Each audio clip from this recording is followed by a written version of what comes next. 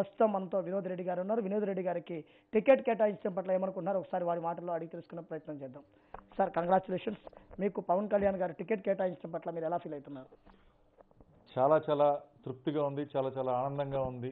ప్రజా జీవితంలోనే ఉన్నటువంటి నాకు, ఈరోజు ఒక సామాన్యుడిగా ఉన్నటువంటి నాకు, ఈరోజు జనసేన పార్టీ సుప్రీం పవన్ కళ్యాణ్ గారు ఈరోజు నెల్లూరు నగర నియోజకవర్గ అభ్యర్థిగా నన్ను నామినేట్ చేయడం అనేది చాలా ఆనందంగా ఉంది. ముఖ్యంగా మొదటి నుంచి ప్రజా సమస్యల మీద నేను పోరాటం చేసుకుంటూ వచ్చాను.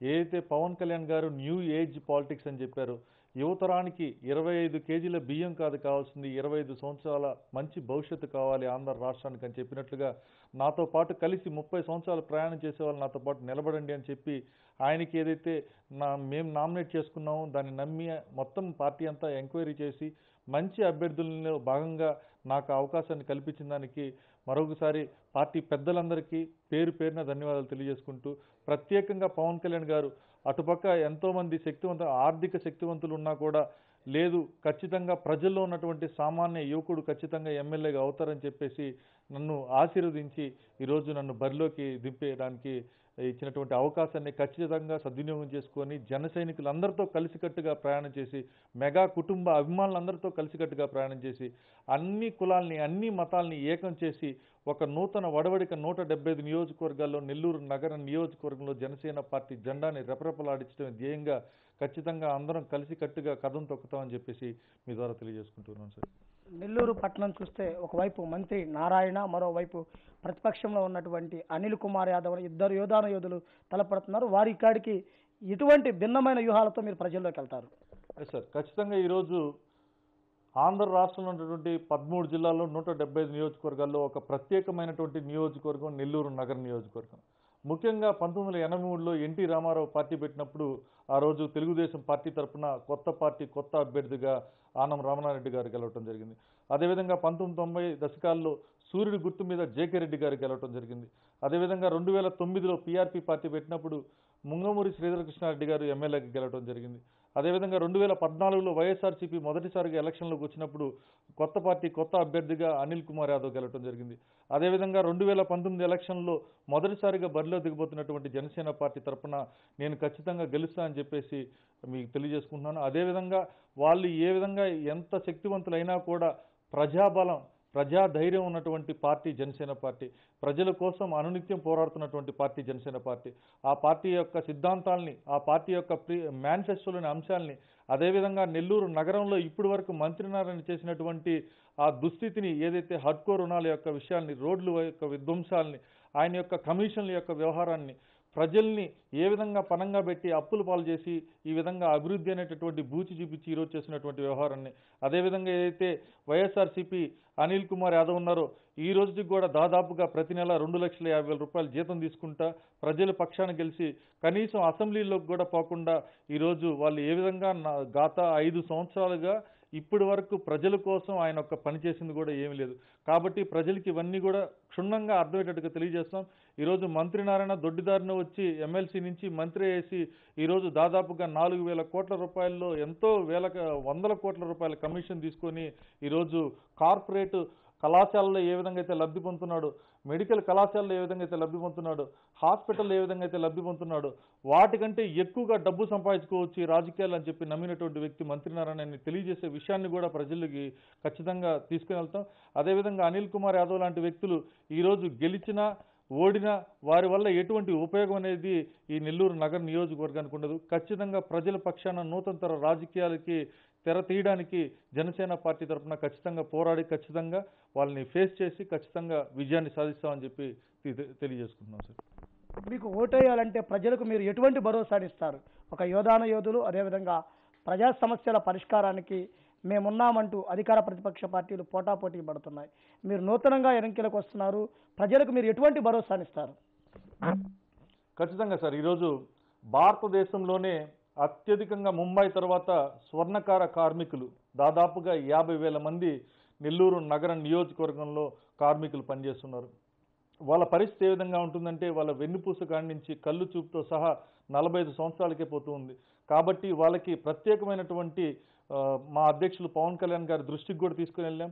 అక్కడ నియోజకవర్గ మేనిఫెస్టో అంశంలో భాగంగా స్వర్ణకారులకి 40 సంవత్సరాలు నిండిన వారికి నెల్లూరు నగర నియోజకవర్గ పరిధిలో ఉన్నటువంటి వారికి ఖచ్చితంగా ప్రతి నెల 2,000 రూపాయలు వాళ్ళకి ఒక పింఛన్ని ఏర్పాటు చేసేటటువంటి కార్యక్రమాన్ని తీసుకుని వస్తున్నాం. అదేవిధంగా ఏదైతే ఈరోజు ముఖ్యంగా ప్రైవేటు కళాశాలలు ఏదైతే ఉన్నాయో, ప్రైవేటు పాఠశాలలు ఏదైతే ఉన్నాయో, ప్రభుత్వం విధించినటువంటి విధి విధానాలని ఫీజుల్ని అవలంబించకుండా లక్షల రూపాయలు ఈరోజు ఫీజులు పే చేస్తున్నారు. కాబట్టి గవర్నమెంట్ ఏదైతే డబ్బులు ఎంతైతే కట్టాలని చెప్పుంటుందో దానికోసం పోరాడడానికి జనసేన పార్టీ తరఫున నేను సిద్ధంగా ఉంటానని చెప్పి తెలియజేసుకుంటున్నాను. అదేవిధంగా ఈరోజు నెల్లూరు నగరం నియోజకవర్గంలో ఉన్నటువంటి దాదాపుగా 28 డివిజన్లలో ప్రతి డివిజన్లో 5 మినరల్ వాటర్ ప్లాంట్లు పెట్టి ప్రతి ఒక్కరికి వాటర్ క్యాన్లు ఫ్రీగా ఇచ్చేటటువంటి కార్యక్రమాన్ని తీసుకుని వెళ్తున్నాం. అదేవిధంగా ఈరోజు ఏదైతే మెడికల్ హాస్పిటల్ ఉందో ఆ మెడికల్ హాస్పిటల్ ఈరోజు గర్భిణీ స్త్రీలకు కావాల్సినటువంటి అన్ని స్కానింగ్స్ లేవు. అదేవిధంగా మెదడుకు సంబంధించినటువంటి వ్యాధికి సంబంధించినటువంటి ఆ సూపర్ స్పెషాలిటీ లేదు, గుండెకి సంబంధించింది లేదు, కిడ్నీకి సంబంధించింది లేదు.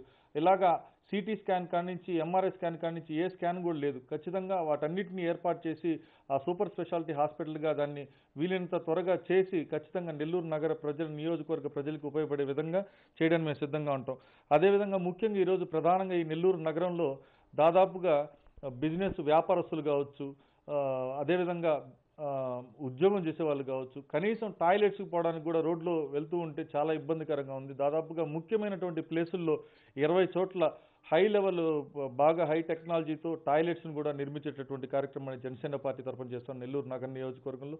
అదేవిధంగా ప్రధానంగా ఈరోజు ఆంధ్ర రాష్ట్రంలో ఎక్కడ లేని విధంగా మొదటిసారిగా స్మార్ట్ సిటీగా ఉన్నటువంటి నెల్లూరులో ఖచ్చితంగా నెల్లూరు నగర నియోజకవర్గంలో జనసేన పార్టీ అభ్యర్థిగా గెలిచిన వెంటనే నెల్లూరు సిటీ మొత్తం ఫ్రీ వైఫై జోన్గా కూడా తీసుకురావడానికి కృషి చేస్తాం. అదేవిధంగా దివ్యాంగులు ఏదైతే ఉన్నారో ప్రతి దివ్యాంగులకి బ్యాటరీ ట్రైసైకిల్ పంపిణీ కార్యక్రమం కూడా ప్రతి ఒక్క దివ్యాంగులకి ఉచితంగా పంపిణీ చేసేటటువంటి కార్యక్రమాన్ని కూడా తీసుకుని వస్తాం. అదేవిధంగా ఏదైతే ఈరోజు దాదాపుగా నెల్లూరు నగర అభివృద్ధి కోసం అంటూ నెల్లూరు ప్రజల్ని తాకట్టు పెట్టి దాదాపుగా 1,150 కోట్ల రూపాయలు మంత్రి నరాన్ని తీసుకుని వచ్చి రోడ్లు మొత్తం విధ్వంసం చేసి underground drainage drinking water scheme అంటున్నారు. ఈ యొక్క పన్నుల పోటుపై పడుతున్నటువంటి భారాన్ని తగ్గించడం కోసం ఈ రోజుకి కూడా ఆంధ్ర రాష్ట్ర ప్రభుత్వం పట్టించుకోవట్లేదు, కేంద్ర ప్రభుత్వం పట్టించుకోవట్లేదు. ఖచ్చితంగా ఇది కూడా మా అధ్యక్షులు పవన్ కళ్యాణ్ గారి దృష్టికి తీసుకెళ్ళాం. ఖచ్చితంగా రేపు అధికారంలోకి వచ్చిన వెంటనే ఏదైతే నెల్లూరు నగర ప్రజల మీద ఉన్నటువంటి దాదాపుగా 1,150 కోట్ల రూపాయల అప్పుని వెంటనే రాష్ట్ర ప్రభుత్వం భరిస్తుందని చెప్పేసి కూడా మీ ద్వారా తెలియజేసుకుంటున్నాం. అదేవిధంగా ఏదైతే ప్రధానంగా ఈరోజు జనసేన పార్టీ అనేది ప్రజలకి ఓటిచ్చి మీకు డబ్బులు ఇచ్చి మాకు ఓటేయండి అనే పరిస్థితి కాదు జనసేన పార్టీది. ఏదైతే అధికార పార్టీ ఉందో, ఏదైతే ఈరోజు వైఎస్ఆర్ కాంగ్రెస్ పార్టీ ఉందో, ఈ పార్టీలు కేవలం డబ్బు మాయతో డబ్బుల్ని పెట్టి ఓటర్ను కొనుక్కొని వాళ్ళ దగ్గర పిండుకోవడానికి ఈరోజు ఆ పార్టీలన్నీ వస్తున్నాయి. కానీ జనసేన పార్టీ ఒకటే నిర్మోహమాటంగా నిష్పక్షపాతంగా ఒక మాట మాత్రం తెలియజేసుకున్నాం. ఏదైతే నెల్లూరు నగర నియోజకవర్గ పరిధిలో ఏ రోడ్లు వేసినా కానీ, ఏ కాలువలు వేసినా కానీ, ఏ కల్వర్ట్లు కట్టినా కానీ, ఏ ప్రభుత్వ బిల్డింగ్లు కట్టినా కానీ ఆ యొక్క కాంక్రీట్ ఎంఎంతో సహా ప్రతి ఒక్కటి మెన్షన్ చేసి ఆ కాంట్రాక్టర్ యొక్క వివరాలు రాసి ఆయన ఫోన్ నెంబర్ రాసి దానికి సంబంధించినటువంటి అధికారి ఫోన్ నెంబర్ రాసి కింద నా ఫోన్ నెంబర్ రాసి ఏ యొక్క పొరపాటు జరిగినా కూడా దానికి పూర్తి బాధ్యత నేనే వహిస్తాను. ఎక్కడా కూడా కమిషన్లు కకృతి పడకుండా కేవలం ప్రజల పక్షాన్ని నిలబడేటటువంటి పార్టీగా ఆ జనసేన పార్టీ అభ్యర్థిగా నేను ఖచ్చితంగా ప్రజల కోసమే పోరాడతాను, ప్రజల కోసమే ఉంటాను. ప్రతి క్షణం మీ యొక్క ఏ సమస్య అయినా సరే ఎక్కడైనా సరే పారదర్శకంగా నేను మీకోసం పనిచేయడానికి సిద్ధంగా ఉన్నానని చెప్పేసి తెలియజేసుకుంటున్నాను సార్. జనసేన పార్టీ అభిమానులు కార్యకర్తలకు ఏమని పిలుపునిస్తారు ఎన్నికలకు సిద్ధం కావడానికి? ఏదైతే దాదాపుగా 5 సంవత్సరాల నుంచి కలగంటున్నటువంటి జన సైనికులు, 5 సంవత్సరాల నుంచి యుద్ధం కోసం ఎదురు చూస్తున్నటువంటి జన సైనికులు ఈరోజు ఆ యొక్క రణరంగానికి, ఆ కురుక్షేత్ర రణరంగానికి సిద్ధమైనటువంటి క్షణాలు మరికొన్ని రోజుల్లోనే ఉన్నాయి. ఖచ్చితంగా ఈ యొక్క కురుక్షేత్రంలో ఖచ్చితంగా మనం విజయం సాధించడం కోసం అవతల పక్క ఎంతమంది శత్రువులు ఉన్నా సరే ఖచ్చితంగా ధైర్యంగా వారికి సమాధానం చెప్పుకుంటూ ప్రజలకి వాస్తవాల్ని తెలియజేసే విధంగా అర్థం విధంగా తెలియజేస్తూ ఈరోజు ప్రధానంగా సుప్రీం పవన్ కళ్యాణ్ గారు రాష్ట్ర వ్యాప్తంగా ఉన్నటువంటి అన్ని వర్గాలకి, రైతులకి ఏ విధంగా అయితే నెలకి 5,000 రూపాయల పెన్షన్ ఇచ్చారు, అదేవిధంగా ఎకరాకి 8,000 రూపాయలు సంవత్సరానికి ప్రతి ఎకరాకి ఏ విధంగా అయితే రైతుల కోసం ఇస్తున్నారు నాన్ రీఫండబుల్గా, అదేవిధంగా వైద్యపరంగా, విద్యపరంగా ఎల్కేజీ నుంచి పీజీ వరకు ఒక్క రూపాయి కూడా లేకుండా విద్యను అందించేటటువంటి కార్యక్రమం, అదేవిధంగా అన్నదాన కార్యక్రమాల క్యాంటీన్లతో సహా ఈరోజు అన్ని రంగాల్లో కూడా పవన్ కళ్యాణ్ గారు ప్రవేశపెట్టినటువంటి జనసేన పార్టీ మేనిఫెస్టోని ప్రజల్లోకి తీసుకెళ్లాలండి. ఖచ్చితంగా 2019 ఎలక్షన్లో మన అధ్యక్షుడు పవన్ కళ్యాణ్ గారిని ముఖ్యమంత్రి చేసుకోవడమే ధ్యేయంగా ప్రతి ఒక్కరం కష్టపడి, ప్రతి ఒక్కరం కదం తొక్కి, ప్రతి ఒక్కరం ముందడుగేసి, ప్రతి ఒక్క ఓటర్ని చైతన్యవంతపరిచి, ప్రతి ఒక్క మహిళని, ప్రతి ఒక్క వ్యక్తిని, ప్రతి ఒక్క పెద్దవారిని, యువకుల్ని, కార్మికుల్ని, కర్షకుల్ని అందరినీ కలుపుకొని ఖచ్చితంగా ఈరోజు మనం 2019 ఎలక్షన్లో మన అధ్యక్షులు పవన్ కళ్యాణ్ గారిని ముఖ్యమంత్రి చేసుకోవటమే ధ్యేయంగా మనందరం పనిచేయాలని చెప్పేసి మీ ద్వారా తెలియజేసుకుంటున్నాను సార్.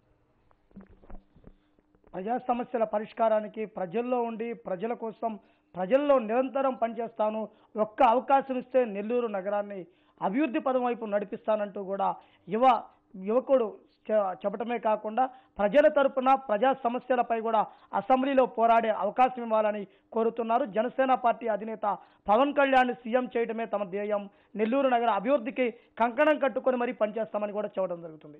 కెమెరా పర్సన్ ఉదయ్తో శ్రీనివాస్, 99 టీవీ, నెల్లూరు నుంచి. Please subscribe New Waves.